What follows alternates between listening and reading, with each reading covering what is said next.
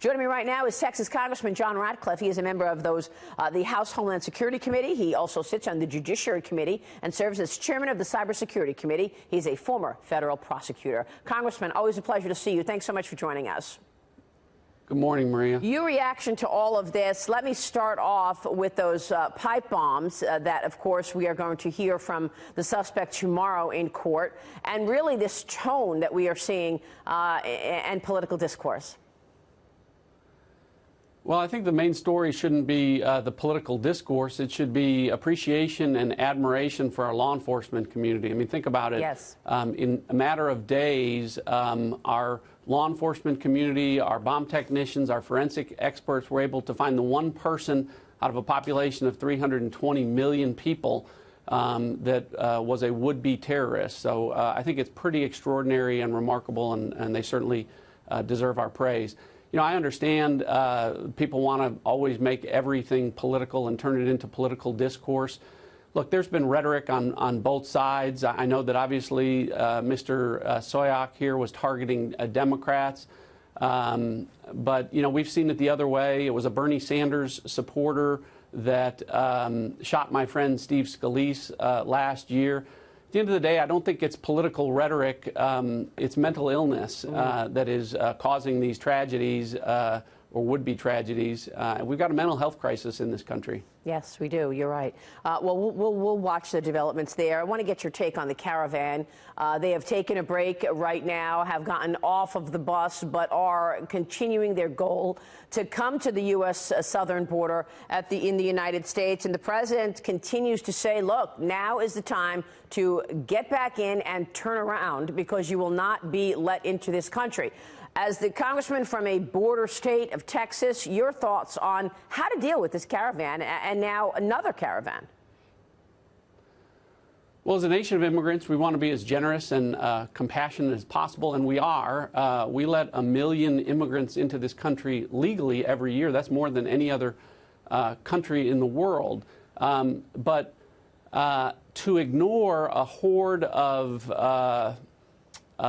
folks that from unknown origins with unknown intentions other than to come into this country illegally is just plain reckless. I mean, the role of the federal government, while we have one, Maria, is in part to provide for the common defense, and that means securing the sovereignty and integrity of our territorial borders.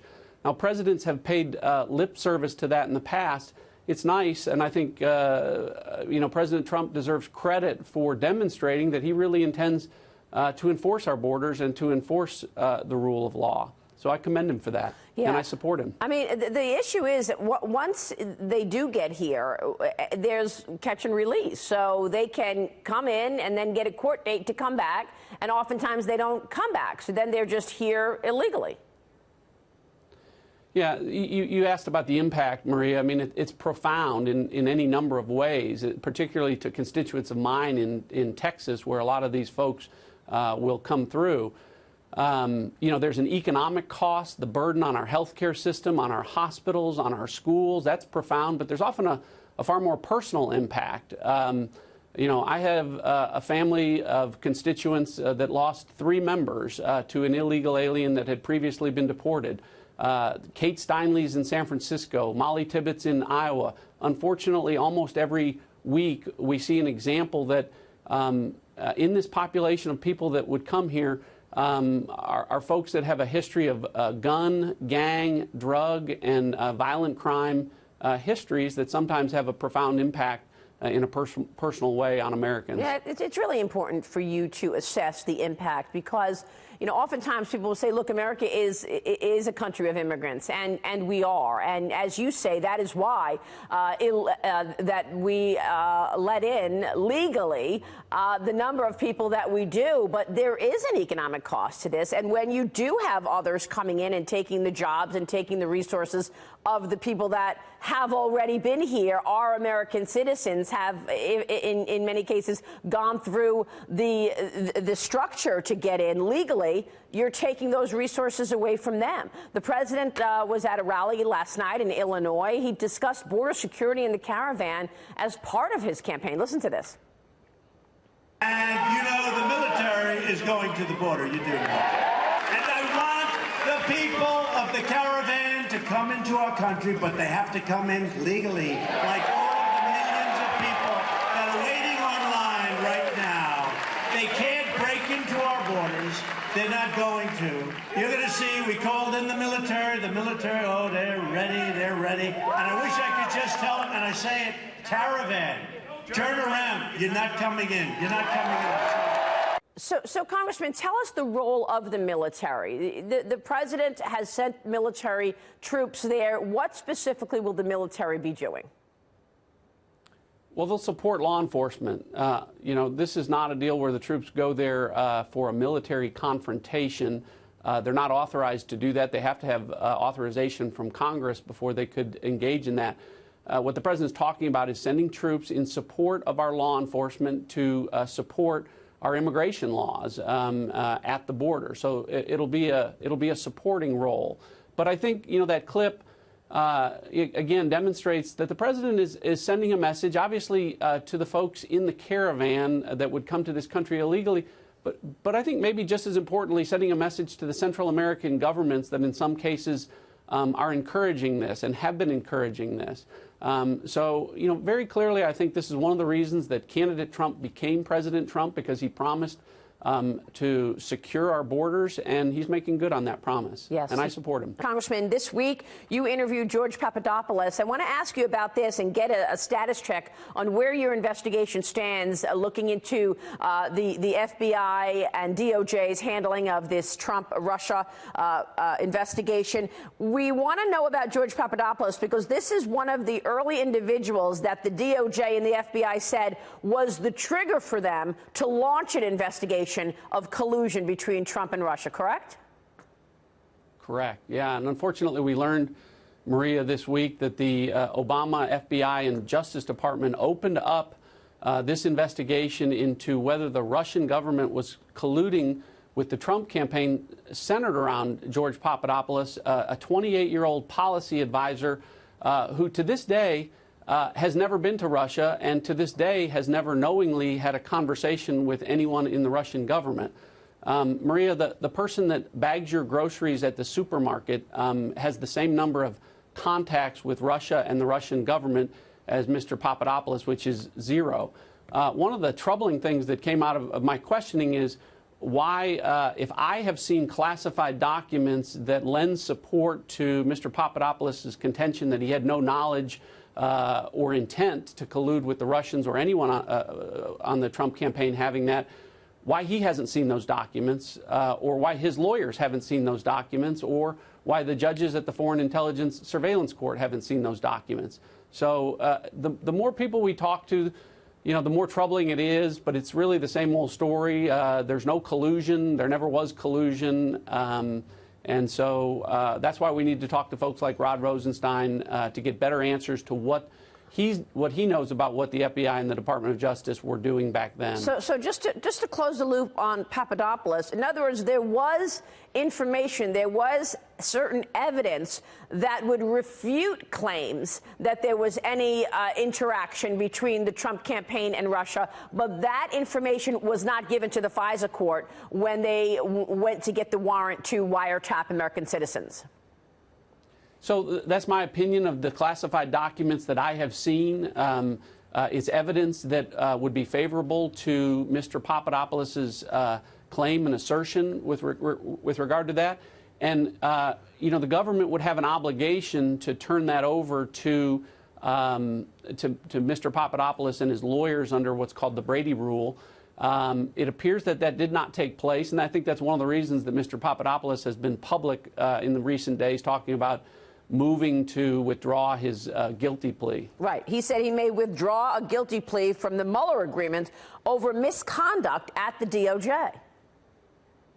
Yeah, so he'd have to move to withdraw and convince the court that there is a basis to throw out his plea agreement, which is, again, based on lying to the FBI. But if the government didn't meet its obligations in turning over all evidence that it had that was favorable to his case, then he certainly can make that argument. But setting that issue aside, really what's more troubling is, is how all of this started and why it continued for such a long period of time and why it has consumed the public debate, when very clearly folks like George Papadopoulos and Carter Page have little or no connections with anything Russian. But this has been allowed, again, to go on for such a, for a 2-year period of time. Well, we thought you would have an opportunity to talk to to Rod Rosenstein about all of this, but the meeting was postponed. Paul Ryan didn't want it to move forward. What can you tell us about why that meeting was postponed? Well, I wasn't in the conversation directly as to why it was postponed. I can tell you one of the reasons was that the Deputy Attorney General was under the impression that it was going to be about a 30-minute interview of his knowledge of this alleged conversation about wearing a wire to record the president pursuant to the 25th Amendment. When he found out that our intention was to ask him details about the Comey firing, his role in that, the aftermath of that, the appointment of special counsel, the scope of special counsel, his role in the FISA process and potential abuses of the FISA process, he wanted a little bit more time. And, hopefully justice delayed is not justice denied. He has agreed to come back. I think he'll spend a full day with hopefully the Judiciary Committee. That's certainly my hope and intention. So when would you expect him to come back? And is that a public hearing when he'll come back? Again, it'll be up to the chairman to make those decisions in terms of the format. But I think a lot of folks were unhappy that it was going to be so limited in terms of who was going to get access to asking questions. Right. That I think that this is more likely going to be a public hearing where more members of Congress will be able to ask some of the questions that I just raised directly to the Deputy Attorney General. And we should expect that after the midterm, sometime in November, you think? Yeah, I don't think it's likely to happen in the next week before the midterms, Right. but I know that, hopefully the sooner the better. So we had Lindsey Graham on the program last weekend, and basically I asked him what I would like to ask you, and that is what happens to this investigation should the House flip and go to Democrat control. Here's what Lindsey Graham said to me last week in terms of the Senate. Watch this, Congressman. Well, the House promises to impeach the president and Kavanaugh. I think Republicans continue to try to hold the FBI and Department of Justice accountable for abuse of power. If I'm the chairman of the Judiciary Committee next year, we hold the Senate, I promise you we're going to find out about the Simpson Fusion GPS problem. I promise you we're going to get to the bottom of how they used a dossier prepared by a foreign agent paid for by the Democratic Party to get a warrant against an American citizen. We're not going to turn our back on this. If I'm chairman, we're going to get to the bottom of this. And the only way for me to be chairman is for us to hold the Senate. So, Congressman, I mean, this feels like the biggest scandal of our time. Are the American people going to understand what took place here, and what are the prospects for the midterm elections? Do you have a plan B in terms of keeping this investigation going? Well, I will tell you, Maria, I feel really good a week out from the midterms. I think a lot of what Senator Graham was just saying will come to fruition. There is no blue wave in the Senate. We're going to keep the Senate, and in fact, we're going to pick up seats in the Senate, at least one, hopefully 2 or 3. And the bigger the margin, the better it will be for not just investigations, but confirmation hearings, being able to avoid spectacles like we had with Justice Kavanaugh. So I fully anticipate that it will be chairman. He will be the chairman of the Senate Judiciary Committee, and we'll be able to continue this investigation. The House is going to be tight. History is against us, Maria, but there are things that are working for us. One of those is a president who is out on a daily basis working his tail off to help Republicans in tough races. The other thing that's working for us, Maria, is I think it's being crystallized in these last few weeks, the choice that Americans have between Republicans and Democrats. I mean, the Kavanaugh hearing demonstrated that Democrats believe in a standard of guilty until proven innocent. And, with respect to this caravan, you still have Democrats out there saying that we should abolish Immigration Customs Enforcement, the agency that supports and enforces our immigration laws. I mean, right. I hate to use the word stupid, Maria, but I can't think of a better word. And, you know, sometimes you can't fix stupid, but you can vote it out of office. There you go. Congressman, it's good to see you this morning. Thanks so much. You bet. Thanks, Maria. Congressman John Ratcliffe joining us there.